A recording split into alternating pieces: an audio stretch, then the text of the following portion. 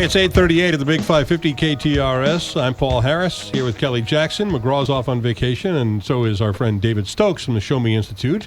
But his colleague, Joseph Miller, another policy analyst from the Show Me Institute, is here today. And I'm particularly interested in talking to Joe about something he witnessed in person last week, which was the ridiculousness that is a Metropolitan Taxi Cab Commission meeting. You went to this debacle last week, didn't you? Yes, I was at this meeting. Okay. Now, all we know, and Kelly and I talked about this at length the morning after, that the MTC right now has exactly one issue to decide, and that is whether Uber should be allowed to be licensed here in the St. Louis area.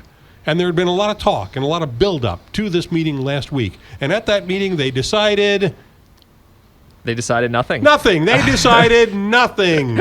And there is the one job. You had one job, and you failed at that. So, yeah, I mean, on the way to the meeting, I remember, because we were talking about it, I thought they were going to come to some sort of conclusion. It was on the docket for them to talk about what kind of regulations they were going to do. And in fact, apparently there were some draft code changes that had been written. And they were supposed to talk on that, discuss it, and then vote on it. And I was hopeful that that would be basically the end of this, that I would walk out of that meeting and I could go back to the Show Me Institute and I could write that, hey, you know, we finally have Uber in St. Louis. Hooray. You know, we're no longer the largest metropolitan area without Uber. Or maybe they would decide not to have Uber, but they'd have good reasons for that, which they would lay out at the meeting.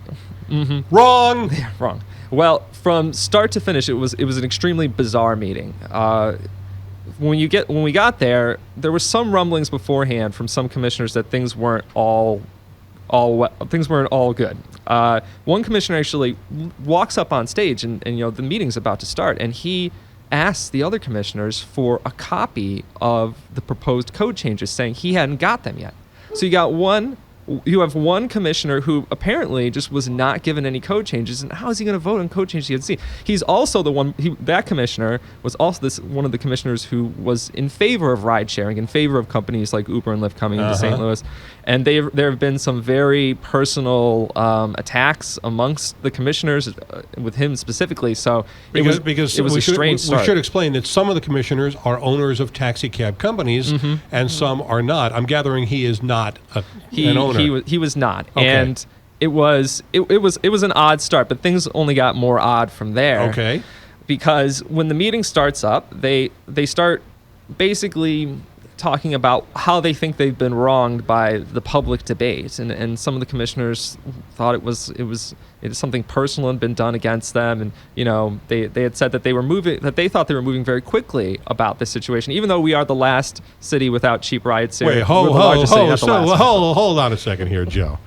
The Metropolitan Taxi Cab Commission believes that it is moving very quickly on an issue that's been in front of them for, I'm going to go, a year? They claim, not all of them, but some of them claim that they have only been looking at this issue for 2 months. I was at the commission meeting after Lyft tried to come in last year. And so I don't know if they've maybe only officially been looking at it for 2 months, but I think we've all been dealing with it for over a year now. Again, you are the Metropolitan Taxi Cab Commission. You have one issue, right? I would hope, and this is one of the things, like, generally speaking, I think that some regulatory bodies are not as necessary as they once were. I think in the end, St. Louisans and not the Taxi Cab Commission should be able to decide whether or not they want to use Uber or Lyft. Okay. And I think that would be best. But I understand that some people believe that yes, there's a place for regulatory commissions. But I also think that when you have these commissions, they have to be proactive. You can't just sit back and say we're going to wait until somebody bangs down the doors. Yeah. You know, if we want to be a city that is an innovative city that's going to get the tech entrepreneurs that I hear, you know, policymakers say they want, we have to be the type of city that's being proactive, going out there and making the changes that make us competitive before we're forced to. Okay, here's the way I can put it in terms that the taxi cab company owners on the commission could understand. If you're taking me on a drive that's supposed to take 20 minutes and it takes an hour and a half, you didn't get me there quickly, to use your own word. You don't know what quickly means.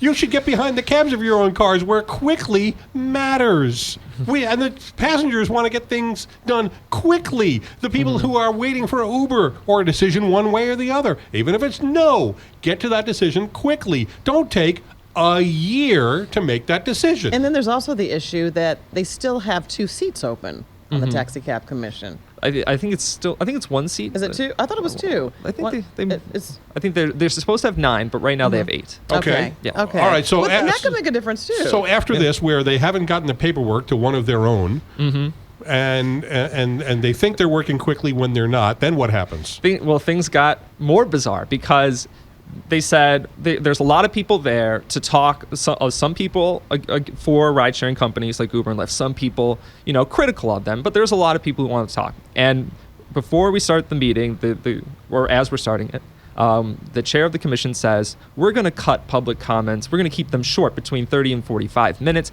because he said we had 3.5 hours of public comment at our last taxi cab commission meeting. Okay. I was at that last taxi cab commission meeting.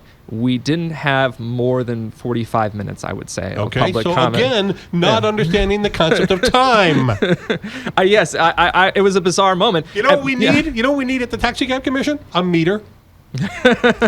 Yeah, they can clock the time, because and like there was media at that last meeting too, so like somebody can go and roll back the clock and actually count the time. But the whole meeting didn't last more than 2 hours, 2.5 hours, I don't think. So Wow. And was it all specifically talking about Uber and Well, no, ride I mean, sharing? so what happened at the meeting before this was they're like, okay, so we're just going to invite public comment for people to talk, but they actually ended up, they spent most of their time grilling the Uber representative who was there, and then I think there was maybe a dozen people, including me, who spoke, who made a public comment, and Okay. then they ended the meeting. So it wasn't like, it was not 3.5 hours. I don't know how long it was. They ended the meeting and then did nothing for a month, and then came back for another meeting at which they continued to do nothing. Yeah, I had heard there were some things going on in the background, that they were, because the sticking points, there's a couple sticking points about background checks and insurance, but they were looking like they might move along, but unfortunately it just didn't seem like they never got there.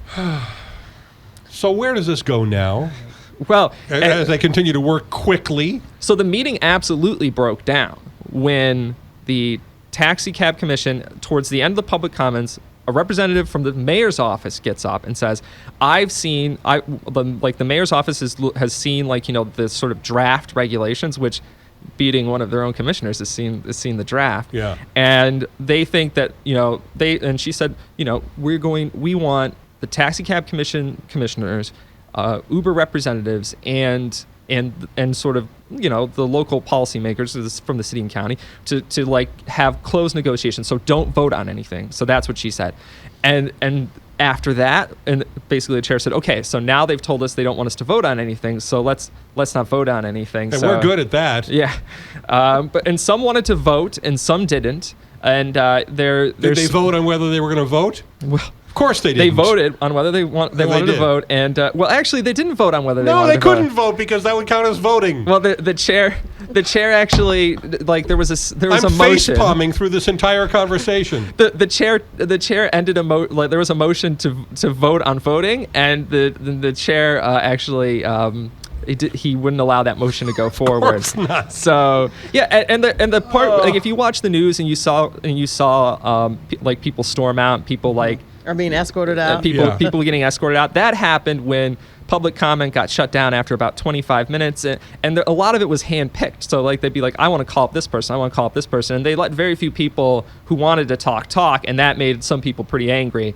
And so when they shut down comment, that's when like all the hooping and hollering Wait a happened. second. The public comment period, the commissioners got to choose who would speak? Yeah, That's the opposite of a public comment period. like they had a list, but they like moved backward and forward on it, there was kind of like some of the people they chose, it was kind of clear that they like supported Yes. some of the taxi cab commissioners. Of course, they would choose people who position. followed their own agenda. Not everyone, but it seemed like they had like a plan for how it was going to go. It almost felt more like a weirdly run press conference than a actual meeting. All right, I've decided here's what's going to happen. I think Uber should just come to town and start going to work.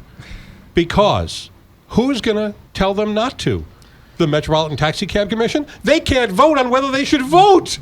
Well, the Lyft did this last year. They just came in and started operating last year, and they found the Taxi Cab Commission and the city found the political will to start citing drivers, and filing an injunction. So they can figure out that much.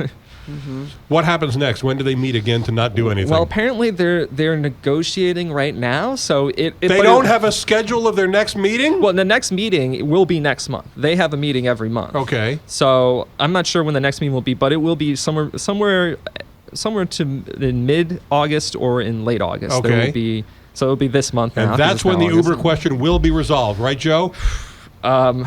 I hope so. I thought it You was can going to say be resolved. no. It's okay. We all know the answer is There's no. so much pressure building up on them. We are the largest metropolitan area without cheap ride sharing. The people who go other places and use these services, they like them.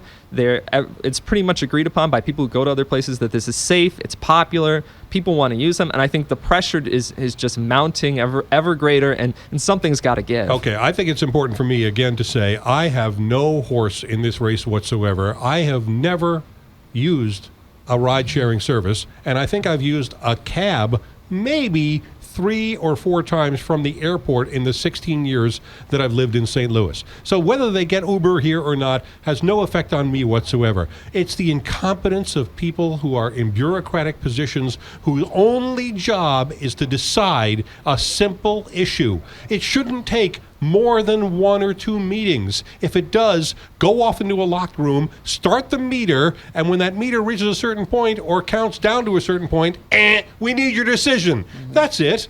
Not month after month after month. It's absolutely ludicrous. Joe Miller is following this story as the transportation policy analyst at the Show Me Institute. Thanks so much for joining us here today. Well, thanks for having me. It's 8:50 now at the Big 550 KTRS.